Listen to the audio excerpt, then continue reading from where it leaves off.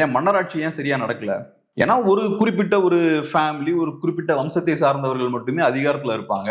அப்படி இருக்கும்போது அவங்க மக்களை பத்தி கவலைப்பட மாட்டாங்க. நம்ம ஃபேமிலியை ப்ரொடெக்ட் பண்ணணும், நம்மளோட அதிகாரத்தை நம்ம தக்க வச்சுக்கணும், நம்ம கையில இருந்து அதிகாரம் போயிடக்கூடாது அப்படின்றது அவங்களோட பிரதான எண்ணமா இருக்கும். ஸோ அப்படி இருக்கும்போது மன்னர்கள் மக்களை பத்தி கவலைப்படாம அவங்களோட அதிகாரத்தை பத்தியே சிந்திச்சுக்கிட்டு இருப்பாங்க.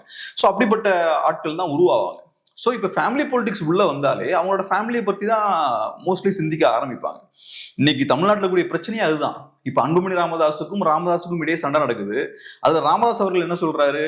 அவங்க அன்புமணி அவர்களும் அவரோட மனைவியும் என் காலை பிடிச்சி அழுதாங்க, இல்லாட்டி என்ன தூக்கி ஜெயில போட்டுருவாங்க. ஸோ அதனால நம்ம பிஜேபி கூட அலையன்ஸ் வைக்கணும் அப்படின்ற ஒரு இடத்துக்கு அவங்க வந்திருக்காங்க அப்படின்ற விஷயத்த அவர் சொல்றாரு. அது காட்டக்கூடிய விஷயம் என்ன?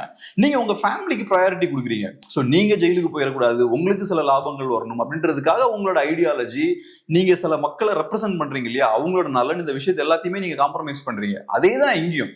ஃபேமிலின்னு உள்ள வந்தாச்சுனாலே அதுக்கப்புறம் நீங்க அவங்கள நோக்கி தான் எல்லா விஷயத்தையும் பண்ண ஆரம்பிப்பீங்க. ஒவ்வொரு இஷ்யூலையும் நீங்க உங்க ஃபேமிலியை ப்ரொடெக்ட் பண்ணணும், உங்க ஃபேமிலி இன்ட்ரெஸ்ட்டை ப்ரொடெக்ட் பண்ணணும் அப்படின்ற மாதிரி தான் செயல்பட ஆரம்பிப்பீங்க.